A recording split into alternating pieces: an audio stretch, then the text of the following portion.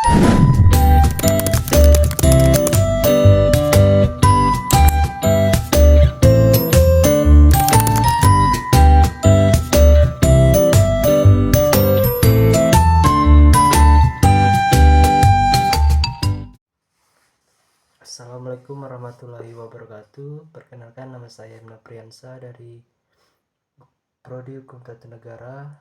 Di sini NIM saya adalah 24671034. Baiklah, di sini saya ingin mempresentasikan hasil kerja saya yang berjudul tentang kodifikasi dan yudifikasi dalam konteks hukum Islam. Langsung saja ke pembahasannya. Kodifikasi hukum Islam. Kodifikasi hukum Islam merujuk pada usaha untuk menyusun, merumuskan, dan mengorganisir hukum Islam dalam bentuk yang sistematis dan tertulis.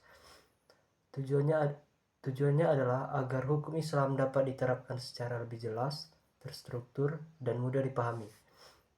Di beberapa negara, ini bisa melibatkan penyusunan hukum-hukum syariah menjadi undang-undang negara, seperti yang terlihat dalam sistem hukum di beberapa negara muslim.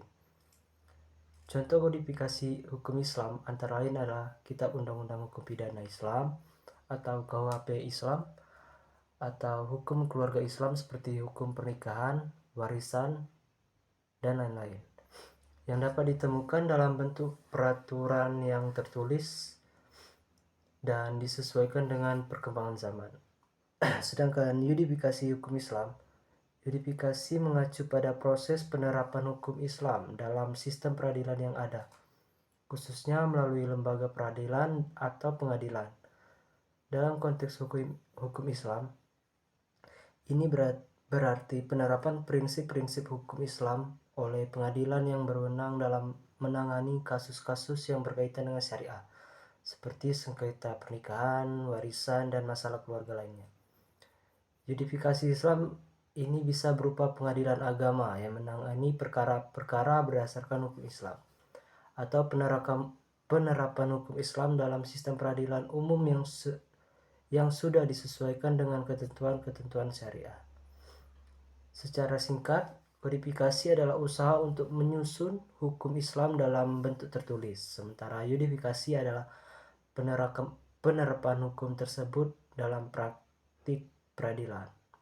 Kedua antara kodifikasi dan yudifikasi ini saling terkait dalam mengatur bagaimana hukum Islam diterapkan dalam kehidupan sehari-hari masyarakat muslim. Kemudian adapun mazhab Syafi'i. Ini adalah salah satu dari 4 mazhab sunni utama dalam fikih Islam. Mazhab ini didirikan oleh Imam Al-Syafi'i pada 767 sampai 820 Masehi. Mazhab Syafi'i dikenal dengan pendekatan sistematis terhadap teori hukum yang mengutamakan Al-Quran, hadis, perkataan Nabi Muhammad, ijma, kesepakatan ulama, dan qiyas atau analogi. Mazhab ini banyak diikuti di Asia Tenggara, Afrika Timur, dan sebagian Jazirah Arab. Mazhab Hanbali. Mazhab ini didirikan oleh Imam Ahmad ibnu Hanbal pada 780 sampai 855 Masehi. Mazhab Hambali adalah yang paling konservatif di antara 4 mazhab Sunni.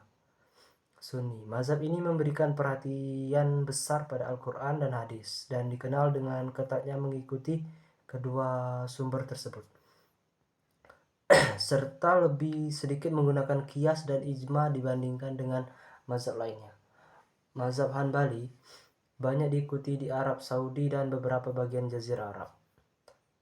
Kemudian ada mazhab Zahiri. Mazhab ini merupakan aliran fikih yang lebih sedikit pengikutnya dan lebih literal dalam interpretasi teks-teks agama.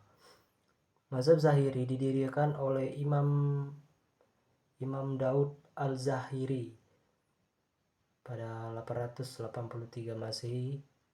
Mazhab ini dikenal dengan penafsirannya sangat literal terhadap Al-Quran dan hadis, menolak qiyas dan ijma sebagai sumber hukum kecuali jika benar-benar diperlukan. Mazhab Zahiri pernah cukup mempengaruhi di awal sejarah Islam, namun sekarang hampir punah dengan hanya sedikit pengikut di beberapa wilayah. Jadi setiap mazhab ini memiliki pendekatan berbeda dengan penafsiran hukum Islam. Namun, semuanya berkomitmen untuk menegakkan prinsip-prinsip dasar dalam agama Islam. Mungkin itu saja yang dapat saya sampaikan, lebih dan kurang saya mohon maaf, kepada Allah saya mohon ampun. Wabillahi taufik walhidayah. Wassalamualaikum warahmatullahi wabarakatuh.